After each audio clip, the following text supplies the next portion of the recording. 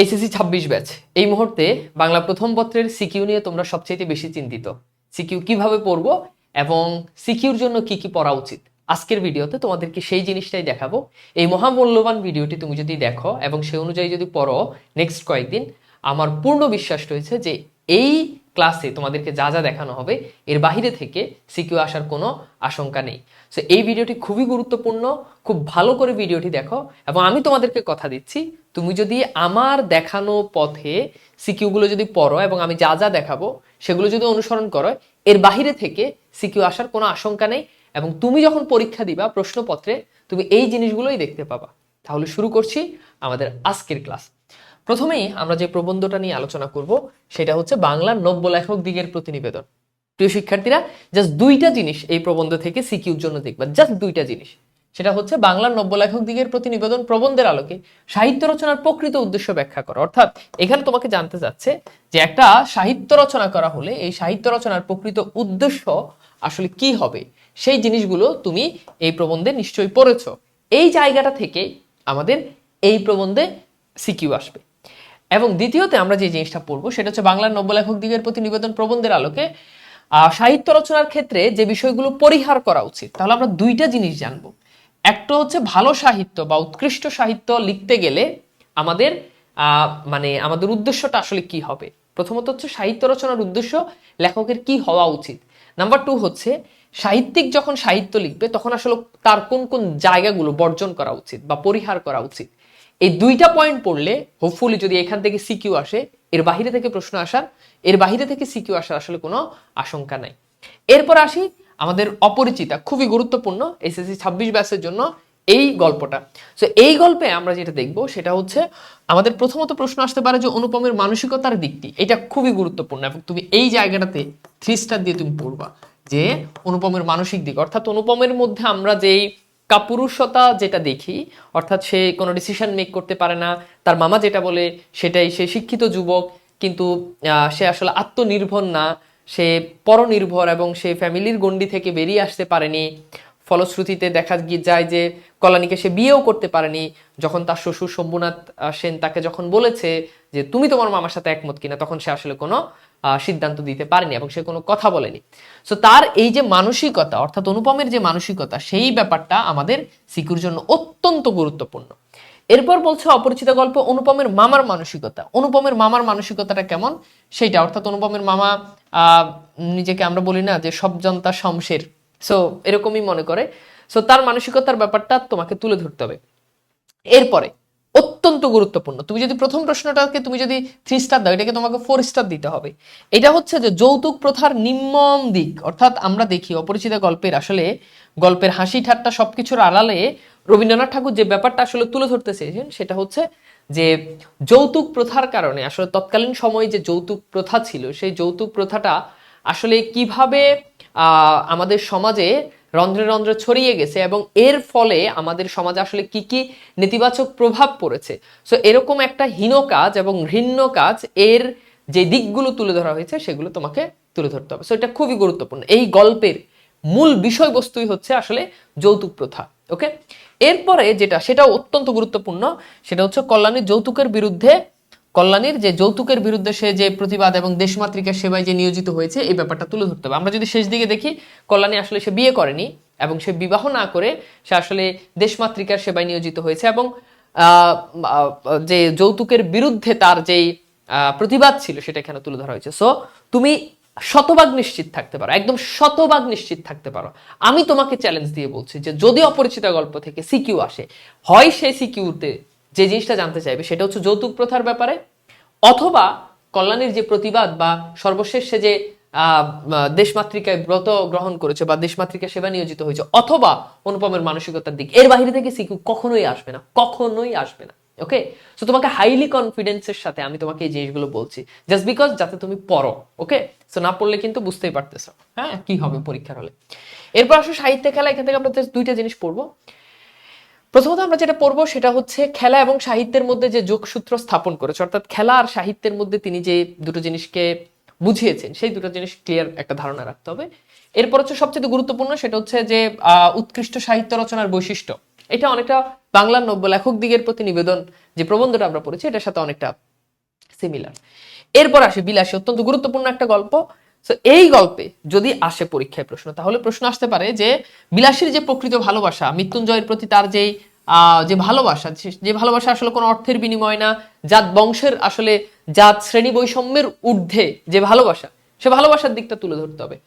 এরপরে বলছে অথবা বিলাসীর মানবিক দিকগুলো। সো বিলাসী যে আসলে তাকে মৃত্যুঞ্জয়কে সেবা করেছে এবং তার প্রতি তার যে ভালোবাসা, যখন আমরা দেখি যে তাকে যখন ঘাড় ধাক্কা দিয়ে বের করে দিচ্ছে, তখন আসলে সেই মোমেন্টে সে আসলে বলতেছে যে আমাকে একটি বার ছেড়ে দাও, আমি রুটিগুলো রেখে আসি, বাইরে রাখলে শেয়ার কুকুর খেয়ে ফেলবে, হ্যাঁ, রোগা মানুষ সারাটা রাত না খেয়ে থাকবে। এই যে তার যে মানবিক যে গুণ, এবং এছাড়া ন্যাড়াকে সে হচ্ছে আহ গহীন রাতে সে আসলে নিজের কথা চিন্তা না করে ন্যাড়াকে সে এগিয়ে দিয়ে আসলো, গহীন জঙ্গলে সে মৃত্যুঞ্জয়ের মতো একটা রোগা মুমূর্ষু মানুষকে নিয়ে সে আসলে একা রাত পার করেছে। তো সেই জায়গাগুলো। এরপরে সবচেয়ে গুরুত্বপূর্ণ, এই গল্পে যদি সিকিউ আসে, তাহলে যেখান থেকে সিকিউ আসবে সেটি হচ্ছে যে শ্রেণী বৈষম্যের দিক থেকে। আমরা দেখি যে বিলাসী একটা সামান্য সাপুরে মেয়ে, সো তাকে আসলে বিয়ে করার পরে তার মৃত্যুঞ্জয় যে খুড়া, সে আসলে গ্রামবাসীকে যেভাবে উদ্বুদ্ধ করেছে তাদেরকে গ্রাম ছাড়া করার জন্য, এবং মৃত্যুঞ্জয়ের বিরুদ্ধে যেভাবে লেগে পড়েছে, সো এটা শুধু আমাদের নট অনলি আমাদের বিলাসী গল্প, এটা তৎকালীন পুরো সমাজ ব্যবস্থাকে আসলে এটা রিপ্রেজেন্ট করে। সো সেই জিনিসটা এখানে তোমাকে তুলে ধরতে হবে। এরপর হচ্ছে এই যে বললাম যে সমাজ চিত্র, সো এই কোশ্চেনটা প্রায় সিমিলার। ওকে, এরপর বলছে বিলাসী গল্পের সামাজিক কুসংস্কার খুবই গুরুত্বপূর্ণ, অত্যন্ত গুরুত্বপূর্ণ। সামাজিক যে কুসংস্কার গুলো আছে, আমরা এখানে মানে একটা গুরুত্বপূর্ণ কুসংস্কার দেখতে পাই যে অন্ন পাপ, যে মৃত্যুঞ্জয় বিলাসীর হাতে ভাত খেয়েছে, তার মানে এটা অন্য পাপ। এছাড়া আরো অনেকগুলো কুসংস্কারের দিক এখানে ফুটিয়ে তোলা হয়েছে।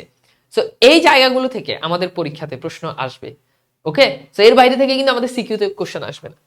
এরপর আমরা যদি দেখি যে অর্ধাঙ্গিতে আমরা একটা জায়গাতে খুব ভালো করে হাইলাইট করব, সেটা হচ্ছে আমরা যদি দেখি যে সমাজ, রাষ্ট্র তথা জাতীয় উন্নয়নে নারী মুক্তির যে প্রয়োজনীয়তা, অর্থাৎ নারীদেরকে মুক্ত করতে হবে, নারীরা যে পরাধীন, সেই পরাধীনতার শৃঙ্খল থেকে তাদেরকে বেরিয়ে আসতে হবে, এখানে এটা আসলে মূল প্রতিপাদ্য বিষয়, এবং সিকিউ আসলে এখান থেকে আমাদের সৃজনশীল প্রশ্ন আসে।